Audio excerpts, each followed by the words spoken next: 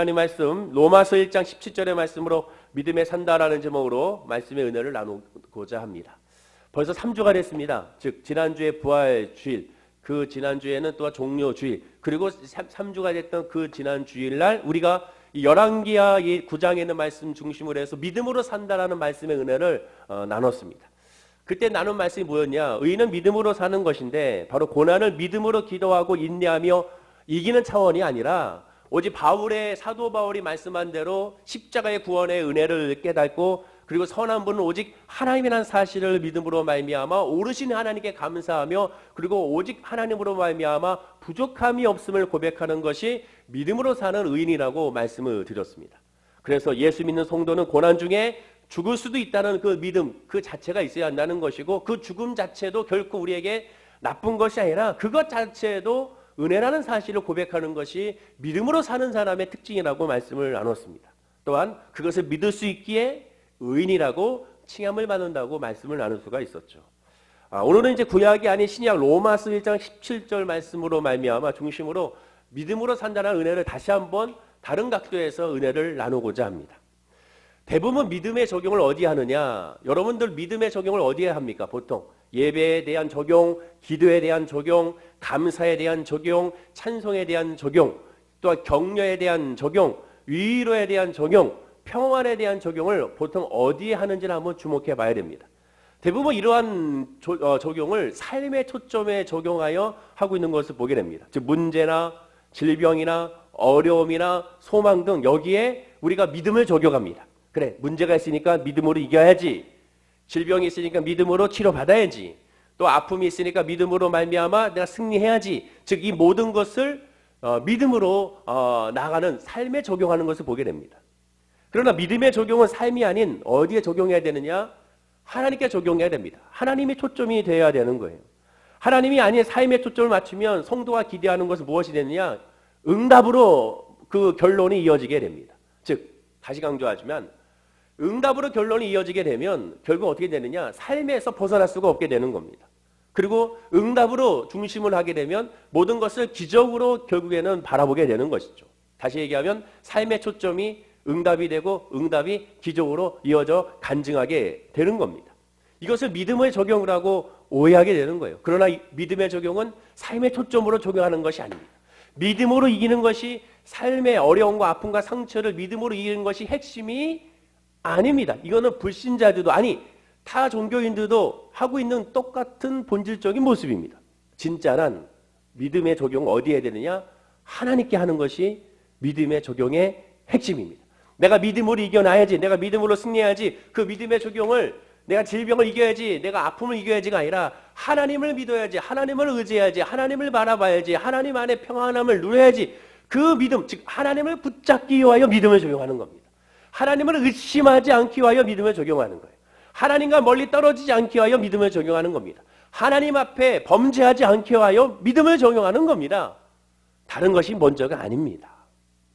성경 66권에는 많은 기적의 이야기들이 나와 있습니다. 기적의 책이라 할 정도로 많은 삶의 기적들이 펼쳐져 있는 것을 보게 됩니다.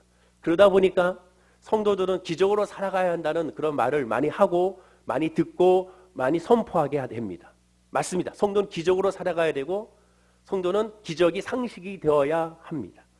그래서 기독교 서적 가운데도 기적에 대한 책들이 굉장히 많습니다. 계속 쏟아지고 있습니다. 어저께도 제가 한번 알라딘에 검색해봤더니 기적에 대한 책이 신간이 계속 나오고 있는 것을 보게 됩니다. 그런데 너무나도 아쉽게도 이 기적에 대한 책들을 하나하나 살펴보게 되면 이 기적에 대한 초점이 어디에 있느냐? 기적에 대한 상식에 대한 초점이 하나님의 관점이 아닌 인간의 삶의 관점으로 축약되어 있는 것을 보게 됩니다. 기적의 관점이 하나님이 아닙니다. 기적의 대상이 하나님이 아니에요. 기적의 역사가 역시 하나님이 아닙니다. 다 삶입니다. 문제, 어려움과 아픔과 고난 이 모든 것이 됩니다. 물론 거기에 하나님에 대한 믿음을 이야기하고 있습니다. 그러나 그 믿음을 적용을 하나님을 만나기 위한 믿음의 적용이 아니라 하나님을 붙들기 위한 믿음의 적용이 아니고 그리고 하나님을 붙드는 그 자체가 기적이거든요. 그 자체가 기적이거든요. 내가 예수를 믿는 그 자체가 기적이고 이 코로나19 사태에 불구하고 하나님을 예배한다는 그 자체가 그것이 영적인 놀라운 기적이거든요. 그런데 그것은 깨닫지 못하고 우리 눈에 보이는 거 그 귀에 들리는 거, 손에 잡히는 것에 대한 거기에만 기적이라고 생각하고 거기에만 붙잡고 있는 것을 보게 됩니다.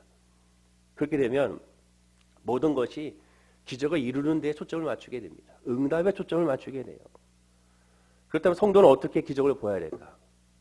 이를 알기 위해서는 먼저 성경에 나와 있는 대표적인 기적들을 한번 살펴보면서 우리가 그 기적에 대한 관점을 한번 살펴보고 그것이 믿음으로 어떻게 연결되는지를 우리가 한번 묵상해 봐야 됩니다. 이 세 가지의 기적에게는 크게 세 가지입니다. 첫째는 불신자의 관점에서의 기적, 두 번째는 성도의 관점에서의 기적, 마지막은 주님의 관점에서의 기적을 한번 살펴보길 원합니다. 자, 첫 번째, 불신자의 관점에서 기적을 한번 살펴보겠습니다. 출애굽기 7장에 보면 애굽의 요술사들의 기적을 보여줍니다. 출애굽기 7장 10절과 11절에 제가 말씀을 읽어보면 이런 말씀이에요. 모세와 아론이 바로에게 가서 여호와께서 명령하신 대로 행하여 아론이 바로와 그의 신하 앞에 지팡이를 던지니 뱀이 된지라. 바로도 현인들과 마술사들을 부르매 그 애굽 요술사들도 그들의 요술로 그와 같이 행하되. 자, 여기 핵심은 여기입니다. 아론이 바로와 그의 신하 앞에서 지팡이를 던지니 뱀이 된지라. 기적이 일어났습니다. 아론이 지팡이 던지자 뱀이 됐어요. 그것을 보고 애굽의 요술사들도 그들의 요술과 같이 똑같이 지팡이가 뱀이 되도록 만들었습니다. 애굽의 요술사들이 지팡이를 뱀으로 바꿨어요. 지팡이가 뭡니까? 지팡이는 무생물이잖아요. 이 무생물을 생명이 있는 그런 생명이 가지고 있는 생명으로 바꿔버렸음을 의미하게 됩니다. 자, 그렇다면 지금 말씀에 나온 이 애굽의 주술사의 기적은 하나님과 같은 기적인가? 아닙니다. 성경을 보십시오. 자세히 봐야 됩니다. 하나님과 같은 하나님이 하고 있는 기적과 같이 설명하고 있느냐? 그렇지가 않습니다. 완전히 다릅니다. 뭐라고 적혀 있습니까? 그들의 요술로 그와 같이 행하되. 그들의 능력으로 행한 것이 아닙니다. 그들의 요술로, 요술이란 뭐예요? 눈속임. 그들의 눈속임 트릭으로 그들은 바꿔치기 한 것이지 무생물을 생물로 바꿔서 만든 것이 아니라는 것이죠. 그들의 말 그대로 요술일 뿐입니다. 어떻게 했는지는 정확히 알 수 없습니다. 품에 뱀을 넣었다가 뺄 수도 있습니다. 여러 가지 많은 방법이 있을 것입니다. 갈수록 이 마술사들의 트릭이 늘어나고 있으니까 정말로 신기하고 놀랍죠. 그러나 모든 것은 다 가짜 눈속임이라는 것은 확실합니다. 출애굽기 8장 6절과 7절에 아론이 애굽 물들 위에 그의 손을 내미매 개구리가 올라와서 애굽 땅에 덮이니 요술사도 자기 요술대로 그와 같이 행하여 개구리가 애굽 땅에 올라오게 하였더라라고 말합니다. 아론이 지팡이를 잡은 팔을 애굽 물들 위에 쫙 펼쳤더니 개구리가 다 무트로 올라오기 시작을 합니다. 단순히 명령했어도 개구리들이 따라 올라오게 되는 것이죠. 이 모습을 보고 애굽의 마술사도 똑같이 행합니다. 그런데 첫째와 마찬가지로 그들의 능력으로 한 것이 아니라 하나님과는 다르게 자기 요술대로라고 표현합니다. 자기 요술대로. 각자의 트릭대로, 각자의 눈속임대로, 각자의 기술대로 개구리들을 무트로 올라오게 한 것입니다. 어떻게 했는지는 알 수가 없어요. 약을 뿌렸는지 어떻게 했는지는 정확하게 알 수는 없으나 그러나 분명히 유치한 속임수로 말미암아 개구리들을 올라오게 했음을 의미하게 됩니다. 그런데 이들에게 한계가 다다르게 되죠. 그 다음에 17절과 18절에 이런 말씀이 있습니다. 그들이 그대로 행할세. 자, 그대로 행했습니다. 그러자 아론이 지팡이를 잡고 손을 들어 땅의 티끌을 치매. 땅의 티끌, 먼지잖아요, 먼지를 치매. 애굽 온 땅의 티끌이 눈앞에 있는 티끌을 쳤는데 온 땅에 있는 티끌이 다 이가 되어 사람과 가축에게 오르니 요술사들도 자기 요술로 그와 같이 행하여 이를 생기게 하였으나 못하였고 이가 사람과 가축에게 생긴지라 라고 말합니다. 마지막 세 번째는 요술사들이 못했어요. 뭐라고 합니까? 요술사들도 자기 요술로 그와 같이 똑같이 자기 기술로 자기의 눈속임으로 자기의 트릭으로 행하려고 했으나 이를 생기게 하려고 했으나 못하였다라고 말합니다. 첫 번째와 두 번째는 어떻게든 흉내를 내고 눈속임을 할 수 있을지 몰라도 마지막 세 번째는 할 수가 없었습니다. 세 번째 기적은 티끌이 이가 되는 기적은 도무지 따라하지 못한 것을 보게 됩니다. 아론은 티끌이 이가 되게 그것도 애굽의 전 지역에 생기게 했습니다. 그 앞에만 잠깐 생긴 것이 아니라 한두 마리가 생긴 것이 아니라 온 곳에 생기게 했습니다. 온 사람에게 생기게 했습니다. 즉 그 얘기 뭡니까? 그 자리에 있는 모든 사람에게 이가 득실득실하게 생기게 했다라는 것이고 가축들에게 다 생기게 했다라는 것이죠.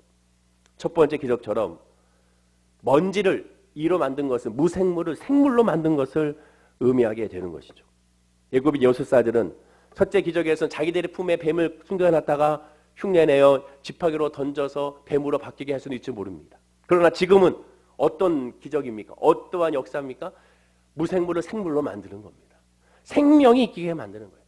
즉 어떠한 인간도 생명에 대해서는 주관할 수가 없다는 거예요. 생명을 창조할 수가 없는 겁니다. 눈속임 할 수 있어요. 물질을, 사물을 눈속임으로 보일 수는 있습니다. 기적처럼 보일 수는 있습니다. 그러나 생명을 일으키고 생명을 소생시키고 생명으로 말미암아 살아나게 한다는 것은 아무도 할 수 없는 오직 하나님만이 할 수 있는 겁니다. 나아가 성경 분명히 말하죠. 이가 사랑과 가축에게 생긴지라라고 분명히 말합니다. 모든 사람들이 느낄 수 있도록 그 생명을 느낄 수 있도록 능력이 나타났다는 것이죠. 여러분 이가 어떻습니까? 이는 사진과 같이 굉장히 작잖아요. 여러분 잘 알잖아요. 우리 어렸을 때 많이 봤던 그 이 너무 작아요. 마술사들이 요술사들이 그 이를 한 줌 갖고 있다가 뿌릴 수가 있었겠습니까? 분명히 못했을 겁니다. 왜? 통제할 수가 없죠. 뱀 한두 마리는 어떻게 통제가 가능할지 몰라도 통제할 수가 없습니다. 이 작은 이를 애굽의 마술사들이 땅에 티끌처럼 쏟아지게는 할 수가 없는 겁니다. 인간은 절대로 기적을 일으킬 수가 없습니다. 여러분 기억하십시오. 인간은 절대로 기적을 일으킬 수가 없어요. 그래서 왜 사이비 교주가 나옵니까? 인간이 기적을 이길 수 있다고 생각하니까 사이비 교주가 나타나는 겁니다. 그리고 사이비 교주도 알아요. 인간이 기적을 일으킬 수 없다고 아니까 자기가 보혜사라고 말하는 거고 자기가 하나님이라고 말하는 겁니다. 왜? 인간이 기적을 일으킬 수 없음을 알기에. 창조주 하나님 외에는 아무도 할 수가 없습니다. 생명은 더욱더 어느 누구도 주관할 수가 없는 것이죠. 보십시오. 이 애굽의 요술사들은 자기들이 할 수 없음을 깨닫게 되자 어떻게 했습니까?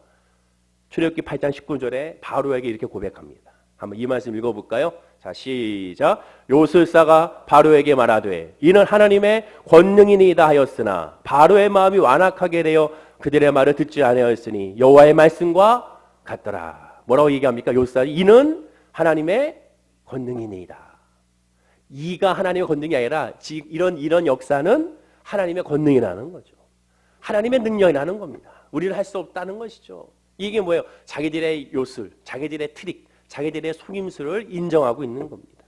지금까지는 그냥 마술을 행했던 것뿐이라는 것이죠. 저 아론이 행한 것은 진짜 하나님의 능력이라는 것이고 아론의 능력이 아니라 하나님의 능력이라고 고백합니다. 그렇습니다. 불신자의 관점에서의 기적은 무엇입니까? 하나님이 누군지를 깨닫게 하는 것이 기적입니다. 기적은 그 기적 자체가 능력이 아니라 기적을 통하여 뭘 바라봐야 됩니까? 하나님을 바라보는 것이 기적의 핵심입니다. 기적을 통하여 기적만 바라보게 되면 그 기적에서 벗어날 수 없어요. 신앙이란 성장이 일어날 수 없습니다. 그러나 그 기적을 통하여 하나님을 바라보게 만드는 것이 하나님의 역사라는 것이죠. 그럼 두 번째, 성도의 관점에서의 기적을 보겠습니다. 대표적으로 다니엘 3장에 나와 있는 역사를 통해 우리가 확인할 수가 있어요. 당대 최강국인 바벨론의 느부갓네살 왕의 명령을 거부하는 다니엘의 세 친구의 이야기가 나옵니다. 이 느부갓네살 왕은 자기에게 금신상을 만들어서 자기에게 절하라고 하죠. 절하지 않으면 죽인다고 말합니다. 그러나 이걸 대놓고 거부하는 사람이 나오죠. 바로 다니엘의 세 친구입니다. 다니엘 3장 16절과 18절에 이 이야기가 나옵니다. 사드락과 메삭과 아벳느고가 왕에게 대답하이르되 느부갓네살 왕이여 우리가 이 일에 대하여 왕에게 대답할 필요가 없나이다. 왕이여 우리가 섬기는 하나님이 계시다면 우리를 맹렬히 타는 불 가운데서 능히 건져내셨고 왕의 손에서도 건져내시리이다. 그렇게 하지 아니하시라도 왕이여 우리가 왕의 신들을 섬기지도 아니하고 왕이 세우신 그 신상에게 절하지도 아니할 줄을 아옵소서라고 담대하게 말합니다.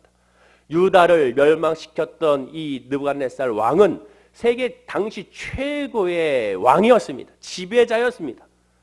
그에게 대적할 인간과 나라는 없습니다. 자기를 이룬 이 업적을 기념하고 왕국의 영원한 발전을 기념하기 위하여 세운 이 금신상을 어느 누구라도 거부할 수가 없었습니다. 그 앞에 절하고 경배하게 시켰습니다. 그러나 이것을 거부하는 사람이 나타나는데 바로 이 세 친구였습니다. 그것도 포로로 끌려왔던 이 세 사람은 끝내 절하기를 거부하여 극렬히 탄 불에 그들을 넣어서 죽이려고 협박하게 되죠. 그때 왕이 무엇이라고 하는지 한번 보십시오. 다니엘 3장 15절에 후반절에 말합니다. 너희가 많이 절하지 아니하면 즉시 너희를 맹렬히 타는 불 가운데 던져 넣을 것이니 능히 너희를 내 손에서 건져낼 신이 누구겠느냐 하니라고 말합니다. 내가 너를 여기서 너를 여기서 죽이면 너의 이 죽음에서 구원의 신이 가 있겠느냐라고 지금 얘기하고 있는 것이죠. 불. 이게 뭡니까? 쇠덩이 맞춰 녹아내리는 용광로 같은 불이죠. 바로 이 불. 엄청나게 뜨거운 불. 몇 천도 하나 되는 어마어마한 이 불. 이 불 가운데 넣어서 죽이겠다는 겁니다. 너희들의 신 여호와께 아무리 간구해봐야 내가 너희들 여기에 넣어버리면 구할 수가 없을 것이다라고 선포하게 되는 것이죠. 그런데 이 세계 최고의 권력자 앞에 이 세 사람 이구동성으로 하나같이 말합니다. 뭐라고 얘기합니까? 이렇게 말하죠. 다시 한번 읽어보면요. 왕이여 우리가 섬기는 하나님이 계시다면 우리를 맹년에 타는 불 가운데서 능히 건져내셨겠고 왕의 손에서도 건져내시리라. 그렇게 하지 아니하지라도 왕이여 우리가 왕의 신들을 섬기지도 아니하고 왕이 세우신 금신상에 절하지도 아니할 줄을 아옵소서라고 말합니다. 여기서 뭐라고 고백합니까? 성도의 관점은 뭡니까? 기적의 관점은 뭡니까? 그렇게 하지 아니하시지라도라고 고백. 이것이 성도의 관점이고 기적을 바라보는 태도입니다. 믿음은 좋은 것이요. 내가 지금 기도하는 거 응답받아야지가 아니라고 거듭 말씀을 드리지 않습니까? 그것이 핵심이 아니에요. 그렇게 하지 아니하시라도 뭐예요? 즉 능히 건져내시지 않아도 다시 얘기해 내가 이곳에서 죽어도 내 신앙은 변하지 않는다는 거예요. 내가 여기서 죽어도 하나님의 놀라운 은혜, 하나님의 섭리, 하나님의 선하심, 하나님의 능력, 하나님의 역사하심은 변하지 않는 겁니다. 아무리 코로나19로 말미암아 우리가 예배가 흔들리고 우리의 기도가 흔들리고 우리의 교제가 흔들려도 하나님의 선하심과 하나님의 능력하심과 하나님의 인도하심은 절대로 변할 수가 없는 겁니다. 불신자의 관점에서는 야 너희들의 신 힘이 없다고 생각할지 몰라요. 그러나 성도의 관점에서는 전혀 그것에 대해 흔들리지 않는 겁니다. 그렇게 하지 아니하시라도. 바꿔 말하면 우리가 여호와 하나님을 섬기는 그 이유와 목적이 기적을 베풀어 주기 때문이 아니라 여호와 하나님을 섬기는 그 목적이 나를 지금 살려줬기 때문이 아니라 내가 여호와를 섬기는 목적이 내가 먹을 것이 있고 입을 것이 있고 마실 것이 있어서가 아니라 하나님 때문에 섬기는 거고 하나님 때문에 감사한 거고 하나님 때문에 찬양하는 거고 하나님 때문에 기뻐한다고 말하게 되는 겁니다. 이것이 신앙이고 이것이 성도라는 거예요. 삶의 목적이 아니라 하나님의 목적이 되어야 됩니다. 다윗처럼 지난 3주에 말한 것처럼 여호와는 나의 목자시니 내가 부족할 없습니다 라고 고백하는 여호와의 목적이라는 거죠. 그 목적에서 흔들리는 순간 그 신앙은 왜곡이 되는 것이고 복음에서 멀어지게 되는 것이고 결국에는 믿음의 적용을 삶의 적용으로 끝나버리고야 마는 겁니다. 이 세 사람을 보십시오. 하나님을 믿는 것이 기적과 상관없는 믿음이에요. 하나님만이 살아계신 하나님이기 때문에 형편이 어떠하든지 간에 내가 하나님을 예배하고 하나님을 섬기는 거, 하나님이 나를 사랑하고 내가 하나님을 사랑하고 내가 하나님의 자녀이며 하나님이 나의 아버지라는 그 관계가 어떠한 상황에서도 그것이 깨진다는 것이 없다라는 것을 고백하는 것. 그것이 믿음입니다. 그것이 믿음이에요. 코로나19로 말미암아 확진자가 되어 혹 죽는다 하더라도 흔들리지 않는 거예요. 이 코로나19로 말미암아 사업이 힘들어도 흔들리지 않는 겁니다. 물론 어렵죠. 그러니 하나님을 예비하면서 하나님 어떻게 해야 될까요? 하나님 힘듭니다. 어떻게 해야 될까요? 하나님 알려주세요. 하나님 지혜를 주세요. 하나님 어떻게 해야 되겠습니까? 어떻게 나가기를 원하십니까? 라고 지혜를 구하는 겁니다. 저도 마찬가지 하나님 이 코로나19로 말미암아 어떻게 해야 다시 믿음과 다시 예배와 다시 한번 하나님을 찬양하고 간구하고 나갈 수 있겠습니까? 저도 마찬가지 이 자리에 앉아가지고 수요예배 때 금요예배 때 그 시간에 앉아서 하나님께 기도하고 간구하며 아침에 기도하고 간구하는 건 어떻게 하면 좋겠어요? 지혜를 주십시오. 하나님 지혜를 주십시오. 무엇부터 해야 되겠습니까? 어떻게 해나가요? 신방을 어떻게 해야 되겠습니까? 구역 공과를 어떻게 해야겠습니까? 하나님 성경 공부를 다시 어떻게 시작해야겠습니까? 무엇부터 해야겠습니까? 어떻게 해야겠습니까? 하나님께 구하고 기도하는 겁니다. 하나님께 묻는 거예요. 세계는 점점 알아보고 있지 않습니까?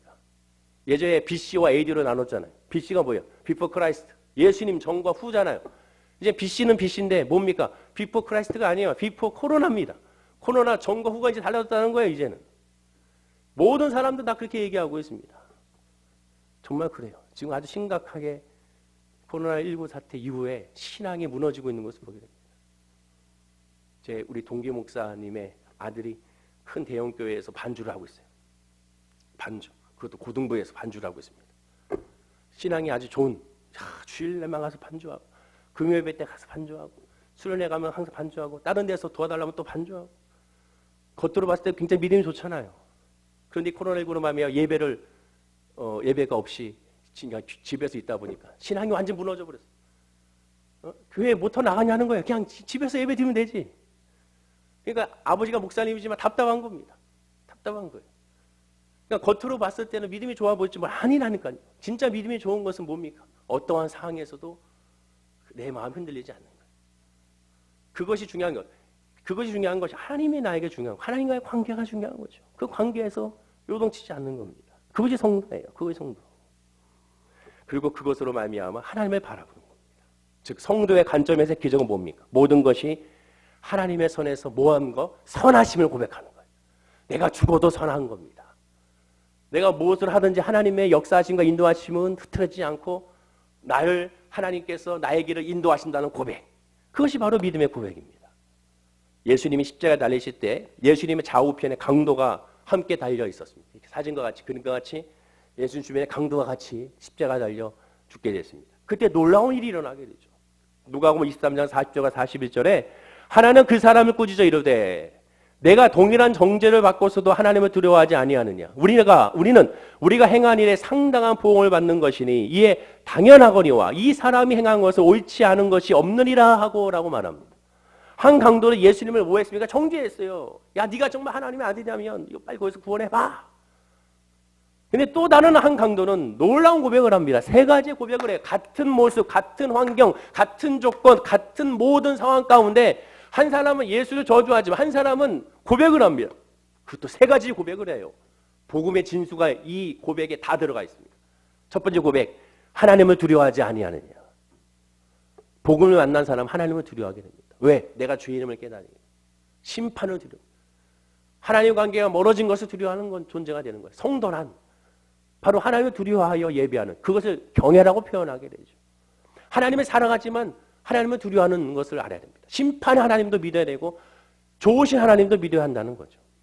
두 번째 고백은 우리가 행한 일에 상당한 보응을 받는 것이니 이에 당연하거니와 내 죄로 말미암아 심판은 당연하다는 거예요. 내 죄를 인정하는 겁니다. 이것이 복음의 능력이에요. 예수를 진짜 만난 사람의 특징입니다. 그 다음에 말합니다. 세 번째 고백. 이 사람이 행한 것은, 이 사람이 누구예요? 예수님이죠. 예수가 행한 것은 옳지 않은 것이 없느니라. 바로 이거죠. 진짜 믿음 안에 있습니까? 진짜 성도입니까? 하나님이 행한 모든 것은 옳지 않은 것이 없다고 고백하는 거예요.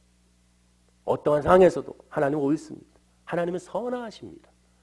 지금 죽어가고 있어요. 지금 이 죽음의 순간입니다. 그럼 보통 성령 충만하고 믿음의 사람은 뭐라고 기도합니까? 살려주시옵소서, 불러 살려주시옵소서, 믿습니다라고 기도하지 않습니까? 근데 이 사람은 지금 뭘로 기도합니까? 살려달라고 기도하는 것이 아니에요. 육신의 살림을 먼저 얘기하지 않습니다. 예수를 만나고 나니까 지금 관점이 완전 달라진 거예요. 그리 아니하시리라 믿음으로 바뀌는 겁니다. 하나님 중심으로 완전히 바뀌는 거예요. 하나님 하신 것은 다 옳은 거야. 코로나19 사태가 다 옳은 거야. 지금 우리 한국과 한국 교회와 우리 교회와 우리의 가정 가운데 이루어진 모든 것들은 하나님께서 주신 모든 것은 옳은 거야. 선한 거야. 그렇게 고백하는 거예요. 이 마지막 고백이 저와 여러분의 고백이 되어야 됩니다. 이 사람이 행한 것은 옳지 않은 것이 없느니라. 우리 다 함께 한번 읽어볼까요? 자, 시작. 이 사람이 행한 것은 옳지 않은 것이 없느니라. 하나님이 행한 것은 다 옳다라는 믿음의 고백. 나에게 질병이 다가와도, 나에게 물질의 어려움이 다가와도, 나에게 관계의 어려움이 다가와도 내가 하나님을 의지하고 믿는다. 하나님과의 나 관계의 사이가 끊어지지 않고 하나님의 은혜 가운데 내가 푹 잠겨있으면 믿는다면 다 옳은 거야 라고 고백하는 겁니다. 그리고 옳은다고 고백하는 사람의 특징은 뭡니까? 하나님을 의지하게 되고 하나님의 지혜를 구하고 하나님의 믿음을 구하는 것이죠. 다시 한번 강조합니다. 성도의 관점에서 기적은 다른 것이 아니에요. 모든 것이 하나님 손에서 선하심을 고백하는, 선하심을 고백. 이것이 성도가 바라보는 기적의 관점이 되어야 됩니다. 마지막 세 번째, 그 주님의 관점에서의 기적을 보겠습니다. 마태복음 14장에 보면 오병이어의 기적이 나옵니다. 오병이어의 기적. 오병이어의 기적의 말씀을 잠깐 보면 17절에 21절입니다. 제가 읽어드리면 제자들이 이르되 여기 우리에게 있는 것은 떡 5개와 물고기 2마리뿐이니이다. 이르시되 이것을 내게 가져오라 하시고 무리를 명하여 잔디 위에 앉히시고 떡 5개와 물고기 2마리를 가지사 하나를 우러러 축사하시고 떡을 떼어 제자들에게 주시매 제자들이 무리에게 주니 다 배불리 먹고 남은 조각을 12바구니에 차게 거두었으며 먹은 사람은 여자와 어린이 외에 5,000명이나 되었더라 라고 말합니다. 예수님은 떡 5개와 물고기 2마리로 당시에 한 사람의 한 끼의 식사에 해당하는 이것을 가지고 5,000명을 먹였습니다. 어른만 5,000명이니까 약 2만 명을 먹였다고 생각하게 되죠. 그리고 12광주리가 남았습니다. 7병의 기적도 마찬가지죠. 남자 어른들 하여 어마어마한 사람들이 배불리 먹었습니다. 이 오병의 기적은 예수님의 이 땅에서 행한 기적 가운데 마태, 마가, 누가, 요한 이 사복음서에 다 기록할 정도로 아주 중요한 그런 기적이었습니다. 그리고 이 기적이 그만큼 다 기록했다는 것은 그 중요성을 의미한다는 건 무엇이냐? 그 의미도 아주 중요하다는 것이죠. 만약에 이 기록이 거짓이었다면 당시 이 성경을 기록할 당시에 많은 사람들이 항의를 받았을 것입니다. 왜? 내가 아직 살아있는데 그런 것이 아니었어. 자유신학자들이 말하듯이 각자가 싸운 도시락을 나눠 먹었다. 그렇게 말하고 있는데, 즉 이 어린아이 한 사람이 자기 도시락을 꺼낸 것처럼 그 많은 사람들이 자기가 갖고 온 도시락을 꺼내서 십시에만 서로 나눠 먹었다. 이것이 오병이어의 기적이다라고 말하는데 말도 안 되는 겁니다. 만약에 그랬다면 이 성경에 말씀한 것이 당시에 쓰여졌을 때 그 사람들이 아니야 이것은 가짜야 이렇게 한 것이 아니야 라고 말했을 것입니다. 진짜로 한 소년의 도시락을 통하여 모든 사람들이 나눠 먹었기 때문에 이 기록이 지금까지도 이어질 수가 있었던 것이죠. 요한복음 6장 14절 15절에 보면 이 오병의 기적을 통하여 많은 사람들이 예수 그리스도를 왕으로 삼으려고 했을 때 이 기적에 대해서 이렇게 말합니다. 그 사람들이 예수께서 행하신 이 표적을 보고 말하되 이는 참으로 세상에 오실 그 선지자라 하더라. 그러므로 예수께서 그들이 와서 자기를 억지로 붙들어 임금으로 삼으려는 줄 아시고 다시 혼자 산으로 떠나가시니라. 여러분, 이 오병이어의 기적이 왜 마태, 마가, 누가, 요한복음에 다 기록이 됐느냐? 이 기적을 통하여 이스라엘 백성들의 예수를 바라보는 시선이 완전히 달라졌습니다. 처음에 그냥 랍비로 봤다가 선생으로 봤다가 그리고 지혜로운 청년으로 봤다가 뭔가 능력 있는 능력자로 봤다가 오병이어의 기적을 통하여 선지자를 뛰어넘어 왕으로 삼겠다는 생각으로 완전히 바뀌는 전환점이 됩니다. 세상에 오실 그 선지자라고 표현하고 있습니다. 자기들을 구원한 메시아라고 여기고 있습니다. 그러나 이 메시아가 뭐라고 했습니까? 지난 시간에 말씀드린 것처럼 나라의 메시아, 정치의 메시아, 삶의 풍성함의 메시아, 즉 자기들이 원하는 것을 해주는 메시아로만 여겼던 것이죠. 반면에 예수님 이 땅에 오신 목적은 무엇입니까? 성령으로 거듭나여 죄인에서 구원해주기 위한 구원자로, 영적인 구원자로 이 땅에 오셨음을 우리는 기억하고 알게 되죠. 현실적인 안락과 풍요를 주기 위한 메시아가 아니라 영혼의 안식을 주기 위한 메시아로 이 땅에 오셨음을 기억해야 됩니다. 결국 유대인들은 자기들의 기대도 해주지 않자 하나님의 아들, 아니 하나님이신 예수 그리스도 십자가에 매달아 죽이게 되죠. 예수님이 이 땅에 오신 것은 하나님 오직 구원을 위하여 이 땅에 오셨습니다. 하나님과의 관계의 회복을 위하여 이 땅에 오셨습니다. 요한 사도는 예수님의 기적의 의미를 그래서 이렇게 풀어서 설명한 겁니다. 계속 왜곡하고 있으니까, 기적의 의미를 왜곡하고 있으니까, 기적의 방향을 왜곡하고 있으니까, 기적으로 나가는 것이 삶의 방향으로 나가고 있으니까, 하나님이 아닌 삶으로 나가고 있으니까, 그래서 아예 요한 사도는 정확하게 성경에 기록하고 있는 겁니다. 이렇게요. 요한복음 20장 30절 31절입니다. 한번 읽어볼까요? 자, 시작. 예수께서 제자들 앞에서 이 책에 기록되지 아니한 다른 표적도 많이 행하였으나 오직 이것을 기록함은 너희로 예수께서 하나님의 아들 그리스도이심을 믿게 하려 함이요 또 너희로 믿고 그 이름을 힘입어 생명을 얻게 하려 함이니라. 정확하지 않습니까? 여러분, 성경은 정확해요. 애매모호한 것이 아닙니다. 왜? 진리이기 때문에. 너희로 예수께서 하나님의 아들 그리스도이심을 믿게 함이라. 왜 기적을 우리에게 보여주십니까? 왜 기적이 일어납니까? 그 이유는 무엇입니까? 그리스도를 믿게 하기 위하여, 그리스도를 영접하기 위하여, 그리스도를 깨닫게 하기 위하여 우리에게 기적을 주신 거예요. 하나님의 관점에서의 기적은 예수가 누군지를 깨달아 그리스도를 영접하기 위한 기적의 초점인 것을 기억해야 한다는 겁니다. 요한복음 5장 24절에 내가 진실로 진실로 너에게 이르노니 내 말을 듣고 또 나를 보내시를 믿는 자는 영생을 얻었고 심판에 이르지 아니하나니 사망에서 생명으로 옮겨졌느니라. 이것이 진짜 기적이고 이를 위하여 예수님이 이 땅에 오셨고 그것을 믿는 사람이 바로 저와 여러분이라는 겁니다. 그러니 불신자는 그렇다 치더라도 또 이제 예수를 처음 믿기 시작한 초신자는 그렇다 치더라도 이제는 정말 예수님을 영접하고 그리스도를 믿음으로 살아가는 우리는 기적을 바라는 시점이, 응답을 바라는 시점이, 믿음의 시점 어디로 향해야 되겠습니까? 하나님께 향해야 되는 겁니다. 성도는 기적에 대한 어떤 태도를 보여야 됩니까? 처음 집으로 한번 돌아가 보면 불신자는 기적을 통하여 예수가 누군지를 깨달아 알아야 됩니다. 그거를 통하여 깨닫는 거예요. 질병이 저런 질병이 치료받았대, 암이 치료받았대. 그 불신자 어떡합니까? 그럼 나도 나도. 그래서 교회 나오는 거예요. 그래서 그렇게 통하여 예수가 누군지 깨달아 그리스도를 영접하는 겁니다. 여기서 착각하면 안 돼요. 질병이 치료받았다고 해서 예수를 영접한 것이 아닙니다. 진짜 예수를 영접한 사람의 특징은 무엇입니까? 바로 성도의 관점으로 바뀌는 거예요. 모든 것이 선하심을 깨닫는 겁니다. 모든 것을 은혜임을 깨닫는 거예요. 모든 것 하나의 역사라는 사실을 깨닫는 거예요.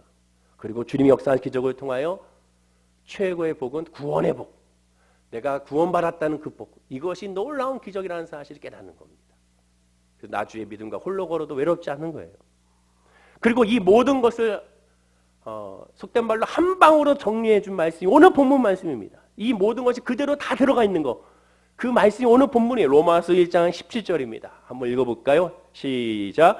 복음에는 하나님의 의가 나타나서 믿음으로 믿음에 이르게 하나니 기록된 바 오직 의인은 믿음으로 말미암아 살리라 함과 같으리라. 보십시오. 성경을 잘 봐야 된다고 그랬죠. 복음에는 뭐라고 합니까? 믿음으로 믿음에 이르게 하나니.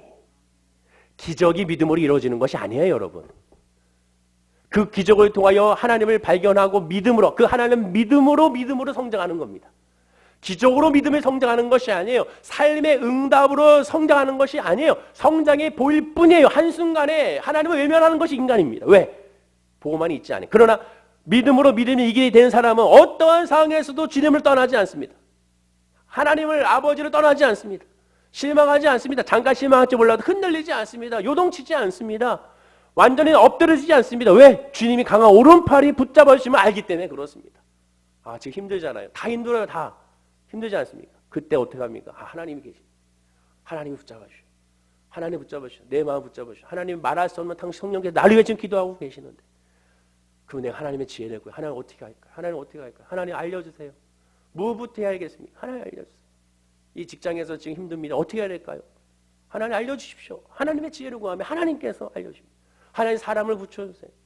알 수 있도록 이 어리석은 내가 하나님의 뜻을 알 수 있도록 하나님 사람을 통해서 알려주세요. 환경을 통해서도 알려주세요. 그리고 그때 그 하나님의 때를 어리석어서 알지 못하고 그것을 지나가지 않도록 나를 붙잡아 주세요라고 기도하면 하나님이 얼마나 기뻐하시겠어요. 하나님이 분명히 그런 기도의 사람 외면치 않습니다. 왜? 그 사람은 하나님만 의지하기 때문에 그렇습니다. 하나님만 알려고 하기 때문에 그렇습니다. 분명히 믿음으로 믿음에 이르게 하는 겁니다. 믿음으로 믿음에 이르게 하는 거예요. 그리고 이 믿음은 뭡니까? 복음에 하나님의 의가 나타난 믿음. 이 믿음은 그냥 믿음이 아니에요. 그냥 불러의 믿음이 아니라 믿습니다의 믿음이 아니라 하나님의 의가 나타난 믿음이라고 말합니다. 의가 나타난 믿음. 이 의가 나타난 믿음이 뭡니까? 하나님 관계 회복을 말하는 거예요. 죄인에서 구원함을 말하는 겁니다. 하나님은 나의 아버지라는 사실을 믿는 그 믿음을 말하는 겁니다. 내 아버지가 계시니 요동치지 않는 거거든요. 담대한 거예요. 당당한 거예요. 하나님이 아버지 계시니, 부자인 아버지가 계시니, 능력의 아버지가 계시니, 역사하신 아버지가 계시니, 그 아버지가 내 뒤에 계시고 내 앞에 계시고 내 옆에 계시니 그 믿음으로 나가는 겁니다. 그래하여 이러한 모습 가운데 있을 때 오직 의인은 믿음으로 말미암아 살리라고 정리하게 되는 겁니다. 자, 이 말씀을 공동번역으로 보겠습니다. 공동번역은 이 헬라어를 제대로 번역한 건데요. 자, 이 말씀을 보십시오. 이 똑같은 구절이에요. 이 구절을 이렇게 말합니다. 한번 읽어볼까요? 여기서 하느님을 우리 하나님으로 합시다. 자, 시작. 복음은 하나님께서 인간을 당신과 올바른 관계에 놓아주시는 길을 보여주십니다. 인간은 오직 믿음을 통해서 하나님과 올바른 관계를 가지게 됩니다. 성서에도 믿음을 통해서 하나님과 올바른 관계를 가지게 된 사람은 살 것이다 하지 않았습니까? 자, 뭐예요? 사도 바울이 뭘 주목합니까? 관계. 하나님과 나의 관계. 그것이 믿음입니다. 그 관계를 회복하는 순간 모든 것이 하나님의 은혜로 말미암아 역사가 나타나. 그 관계가 구원이고 그 관계가 복음입니다. 하나님과 관계의 시작은 뭡니까? 하나님의 관계의 시작은 창세기 1장 1절이에요. 태초에 하나님의 천지를 창조하시라. 이 말씀으로 끝나버렸습니다. 태초에 하나님의 천지를 창조하셨어. 더 이상 묻지마 따지지 말라는 것이죠. 하나님의 관계의 핵심은 하나님은 천지를 창조하신 분이다. 하나님은 무소부지하신 분이다. 능력이 하나님이다. 여기서 출발하는 거예요. 하나님의 이 선언을 내가 믿는 거거든요. 성경은 창세기 1장 1절을 믿어야, 즉 창세기 1장 1절을 믿어야 나머지 요한계시록까지를 믿을 수 있음을 말합니다. 천지를 창조한 하나님을 믿어야 나머지 모든 하나님의 말씀이 나의 말씀으로 받아들이게 됩니다. 그리고 하나님이 창조하셨고 하나님께 역사하셨다면 하나님께서도 없앨 수 있고 하나님께서 모든 걸 해결할 수 있는 분을 또 믿는 것이 믿음이라는 것이죠. 로마서 9장 20절에 말합니다. 이 사람아 내가 누구이기에 감히 하나님께 반문하겠느냐. 지음을 받은 물건이 지은 자에게 어찌 나를 이같이 만들었느냐 말하겠느냐라고 말하는 것을 보게 됩니다. 창조하신 하나님 앞에 우리가 어리석은 질문할 필요가 없습니다. 우리가 할 건 그 믿음. 하나님 어리석은 나에게 믿음을 주십시오. 지금 나에게 필요한 건 뭡니까? 믿음. 아픈 사람에게 필요한 건 뭐예요? 치료가 먼저 아니라 믿음이에요. 믿음. 수술 앞둔 환자에게 필요한 건 뭡니까? 먼저 믿음입니다. 믿음. 힘들고 어려운 사람에게 가장 먼저 필요한 건 뭡니까? 믿음이에요. 믿음. 믿음이 먼저라는 거예요. 요새 이제 온라인 예배가 계속되니까 이 사태를 이미 1960년대에 토저 목사님과 로이드 존슨 목사님이 이미 예견을 했습니다. 특히 로이드 존슨 목사님은 영국에서 방송 설교를 그걸 완강하게 거부했던 분이에요. 라디오 설교는 괜찮아. 방송 설교는 안 돼. 왜 그런지 아십니까? 눈에 보는 방송 설교는 눈으로 시청으로 보는 것은 그것은 오히려 집중이 안 되는 거예요. 믿음은 들으면서 한다고 말하는 것처럼 듣게 되면 집중하게 되는 집중. 그래서 나중에 이러한 방송이 나중에는 큰 믿음의 왜곡이 일어날 것이라고 예언했습니다. 토저 목사님도 그렇고 로이드 존슨 목사님도 그렇고 그게 1960년대예요. 오늘날 보면 온라인 예배가 여기서 들여다 보니까 예배의 핵심을 잊어먹게 되는 거예요. 왜 모일 필요가 없어 라고 말합니다.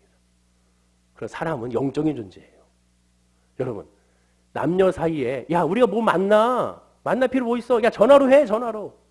아 뭘 만나게 온라인으로 대화하자. 야 무슨 결혼? 야 온라인으로 결혼해 온라인으로. 우리가 이렇게 살아. 그게 진정한 부부 상관입니까? 부부 관계가 될까요? 그 가족이 야 아들과 딸아 우리 온라인으로 만나자. 전화로 만나면 되지. 뭘 굳이 만나가지고 식사하고 같이 뭐 얘기하고 그래. 이렇게 온라인으로 보면 되잖아. 핸드폰 보고 서로. 그게 안 돼요. 왠지 아십니까? 사람 영적인 존재이기 때문에 그렇습니다. 온라인 예배가 활성화될수록 그 영적으로 더 갈망이 일어나게 될 겁니다. 갈급해지고 왜곡이 일어나게 될 거예요. 심각한 겁니다. 왜 모여야 될 수밖에 없는가? 그 이유는 사람의 영적인 존재이기 때문에 그렇습니다. 이렇게 얘기할 사람이 없어요. 전 너무 답답합니다. 우리 한국 기독교의 방송 CBS나 CTS나 또한 국민일보나 이런 데서 제대로 집중 조명해서 예배들 신학적으로 또 종교학적으로 또 인문학적으로 이 모든 것들을 다 한번 토론을 여러 가지 많은 이야기들을 쫙 해서 정말 예배에 대해서 또 온라인에 대해서 이런 모든 것에 대해서 집중적으로 한번 조명해서 한국 기독교를 대변하는 신문이라고 얘기하니까 방송에 얘기하니까 좀 그렇게 했으면 좋겠는데 그렇게 안 합니다. 왜 안 할까요? 사회적인 그러한 논쟁거리가 두렵기 때문에 그렇지 않을까요?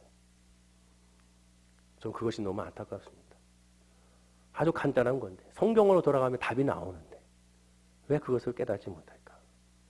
모르겠습니다. 제가 그 자리에 있지 않아서 그럴지 모르겠지만 우리 이럴 때에서 그래서 더 기도하고 더 강구해야 되는 것이죠. 자 마지막으로 그렇다면 정리해 보겠습니다. 오늘 예를 들은 이 세 가지 기적, 즉 애굽 사람들에게 첫째 기적이 일어났습니다. 둘째 기적 바벨론 사람들에게 이런 놀라운 기적을 드러났습니다. 그들이 죽지 않았잖아요. 분명히 들어가서 타지 않는 것을 봤습니다. 유다 사람들에게 오병의 기적을 그들에게 보여줬습니다. 하나님 되심을 이 세 기적을 통해 다 보여줬습니다. 애굽 사람들에게 바벨론 사람들에게 유다 사람들에게 보여줬습니다. 그러면 이 기적을 통해 그들이 믿었습니까? 애굽 사람들이 믿었나요? 그 요술사들이 예수를 믿었나요? 바로가 예수를 믿었습니까? 하나님 믿었습니까? 모세를 통하여 하나님 앞에 엎드렸나요? 그렇지 않았습니다. 바벨론 왕이 바벨론 사람들이 그 사드락과 메삭과 아벳느고가 풀문불에서 죽지 않고 타지 않고 살아 나온 것을 보고 하나님을 믿었습니까? 믿지를 않았습니다. 유다 사람들이 오병이의 기적을 통하여 예수를 그리스도로 믿고 예수를 영접하고 그저 회개하고 주님의 길을 따라갔습니까? 그렇지 않고 예수를 잡아다 죽였습니다. 무슨 얘기입니까? 기적을 기대하고 기적을 믿는 것이 아닙니다. 예수를 믿고 그 믿음 안에서 예수를 기대하는 것이 그것이 진짜 믿음이고 그러한 나 자신을 발견할 때 그것이 기적인 거예요. 그것이 기적인 거예요. 야, 내가 예수를 믿다니.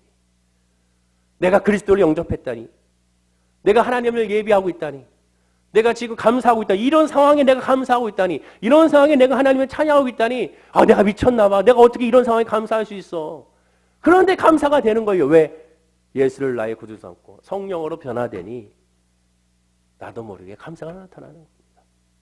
예수를 통한 기적을 믿으며 하루하루 삶이 비록 고달파도 창조주 하나님의 권능 안에 붙들려 있는 너무나 큰 은혜가 기적임을 깨달았기 때문에 감사하게 되는 거예요. 그것이 믿음으로 믿음에 이르게 하는 거 역사고 오직 의인은 믿음으로 말미암아 사이라는 말씀의 핵심인 것입니다. 믿음은 하나님과의 관계예요. 이 관계가 그 자체가 기적이고 그것으로 감사하는 존재가 저와 여러분입니다. 오늘 이 말씀을 통하여 여러분의 믿음 한번 살펴보고 우리가 믿음으로 어떻게 살아가야 될 것인지를 다시 한번 점검하는 계기가 될 줄로 믿습니다. 이러한 믿음으로 살아가게 되면 모든 것에 감사하게 되고 모든 것에 찬양하게 되고 모든 것에 승리하는 우리 모든 성도님들이 될 줄로 믿습니다. 기도하겠습니다. 아버지 하나님 감사합니다. 믿음으로 살아가는 우리의 모습이 되게 하여 주옵소서. 주여 이러한 힘들고 어려운 상황 가운데 그러니 더 믿음으로 살아가야 됩니다. 더 하나님을 바라보고 더 하나님을 의지하고 더 하나님을 높이며 나가야 될 줄로 믿습니다. 사랑하는 모든 성도님들의 믿음에 주의 믿음, 주의 은혜, 주의 말씀, 주의 소망이 넘쳐나게 하여 주시옵소서. 예수를 나의 구주 삼고 성령을 거듭날 수 있는 은혜가 우리에게 있음을 기억하게 하여 주시고 그 믿음으로 감사하는 역사가 우리에게 있게 하여 주옵소서. 비록 힘들지만 비록 어렵지만 그러나 하나님의 소망을 바라봅니다. 하나님의 선하심을 바라봅니다. 하나님의 열매를 바라봅니다. 이겨나가게 하여 주시고 그리고 뒤돌아봤을 때 모든 것이 하나님의 역사였고 나의 나된 것은 하나님의 은혜였음을 고백하는 우리 월계 순복음교회 2부 예배드리는 우리 성도님들이 다 되게 하여 주옵소서. 감사드리며 예수님의 이름으로 기도드립니다. 아멘. 우리